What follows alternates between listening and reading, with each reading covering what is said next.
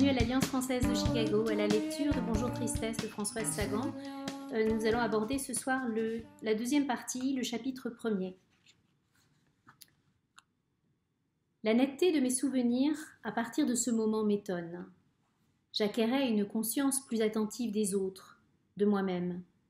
La spontanéité, un égoïsme facile avait toujours été pour moi un luxe naturel. J'avais toujours vécu. Or, voici que ces quelques jours m'avaient assez troublée pour que je sois amenée à réfléchir, à me regarder vivre. Je passais par toutes les affres de l'introspection, sans pour cela me réconcilier avec moi-même. Ce sentiment, pensais-je, ce sentiment à l'égard d'Anne est bête et pauvre, comme ce désir de la séparer de mon père est féroce. Mais, après tout, pourquoi me juger ainsi? Étant simplement moi, n'étais-je pas libre d'éprouver ce qui arrivait?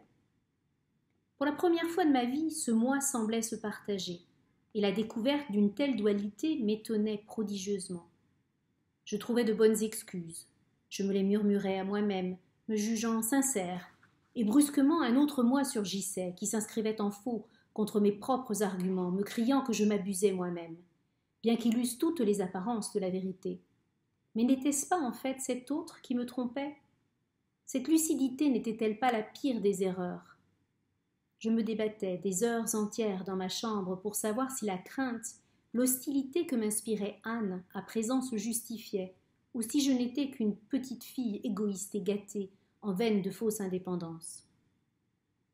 En attendant, je maigrissais, un peu plus chaque jour. Je ne faisais que dormir sur la plage, et au repas je gardais malgré moi un silence anxieux, qui finissait par les gêner. Je regardais Anne, je l'épiais sans cesse. Je me disais tout au long du repas, ce geste qu'elle a eu vers lui, n'est-ce pas l'amour? Un amour comme il n'en aura jamais d'autre? Et ce sourire vers moi avec ce fond d'inquiétude dans les yeux, comment pourrais-je lui en vouloir? Mais soudain elle disait, quand nous serons rentrés, Raymond, alors l'idée qu'elle allait partager notre vie, y intervenir, me hérissait. Elle ne me semblait plus qu'habileté et froideur. Je me disais, elle est froide, nous sommes chaleureux. Elle est autoritaire, nous sommes indépendants. Elle est indifférente, les gens ne l'intéressent pas, ils nous passionnent. Elle est réservée, nous sommes gais. Il n'y a que nous deux de vivants, et elle va se glisser entre nous avec sa tranquillité.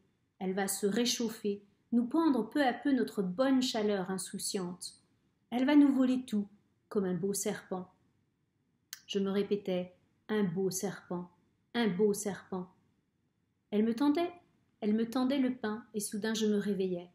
Je me criais, mais c'est fou, c'est Anne, l'intelligente Anne, celle qui s'est occupée de moi, sa froideur et sa forme de vie. Tu ne peux y avoir de calcul, son indifférence la protège de 1000 petites choses sordides, c'est un gage de noblesse, un beau serpent. Je me sentais blêmir de honte. Je la regardais, je la suppliais tout bas de me pardonner. Parfois, elle surprenait ses regards, et l'étonnement, l'incertitude assombrissaient son visage, coupaient ses phrases. Elle cherchait instinctivement mon père des yeux. Il la regardait avec admiration ou désir, ne comprenait pas la cause de cette inquiétude. Enfin, j'arrivais peu à peu à rendre l'atmosphère étouffante, et je m'en détestais. Mon père souffrait, autant qu'il lui était dans son cas possible de souffrir. C'est-à-dire peu, car il était fou d'Anne, fou d'orgueil et de plaisir, et il ne vivait que pour ça. Un jour, cependant, où je somnolais sur la plage, après le bain du matin, il s'assit près de moi et me regarda. Je sentais son regard peser sur moi. J'allais me lever et lui proposer d'aller à l'eau avec l'air faussement enjoué qui me devenait habituel, quand il posa sa main sur ma tête et leva la voix d'un ton lamentable. « Anne, venez voir cette sauterelle, elle est toute maigre. Si le travail lui fait cet effet-là, il faut qu'elle s'arrête. » Il croyait tout arrangé, et sans doute 10 jours plus tôt, cela eût tout arrangé. Mais j'étais arrivée bien plus loin dans les complications et les heures de travail. Pendant l'après-midi ne me gênait plus, étant donné que je n'avais pas ouvert un livre depuis Bergson. Anne s'approchait. Je restais couchée sur le ventre dans le sable, attentive au bruit de ses pas. Elle s'assit de l'autre côté et murmura. C'est vrai que ça ne lui réussit pas. D'ailleurs, il lui suffirait de travailler vraiment au lieu de tourner en rond dans sa chambre. Je m'étais retournée, je les regardais. Comment savait-elle que je ne travaillais pas? Peut-être même avait-elle deviné mes pensées. Je la croyais capable de tout. Cette idée me fit peur. Je ne tourne pas en rond dans ma chambre, protestai-je. Est-ce ce garçon qui te manque? Demanda mon père.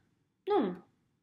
C'était un peu faux, mais il est vrai que je n'avais pas eu le temps de penser à Cyril. Et pourtant, tu ne te portes pas bien, dit mon père sévèrement. Anne, vous la voyez, on dirait un poulet qu'on aurait vidé et mis à rôtir au soleil.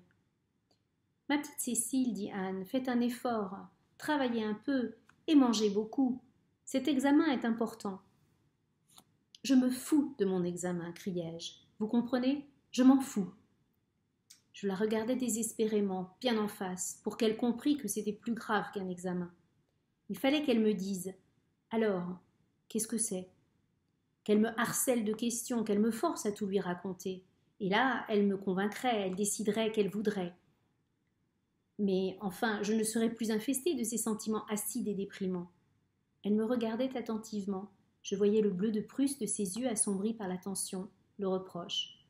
Et je compris que jamais elle ne penserait à me questionner, à me délivrer parce que l'idée ne l'effleurait pas et qu'elle estimait que cela ne se faisait pas. Et qu'elle ne me prêtait pas une de ces pensées qui me ravageaient, ou que si elle le faisait, c'était avec mépris et indifférence. Tout ce qu'elle méritait d'ailleurs. Anne accordait aux choses leur importance exacte. C'est pourquoi jamais, jamais, je ne pourrais traiter avec elle. Je me rejetai sur le sable avec violence. J'appuyai ma joue sur la douceur chaude de la plage. Je soupirais, je tremblais un peu.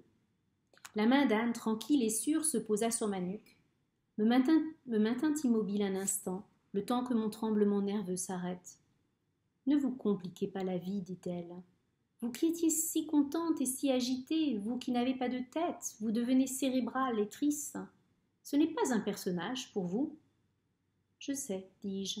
Moi, je suis le jeune être inconscient et sain, plein de gaieté, de stupidité.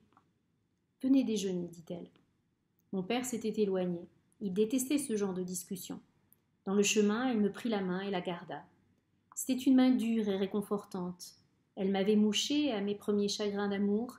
Elle m'avait tenu la mienne dans les moments de tranquillité et de bonheur parfait.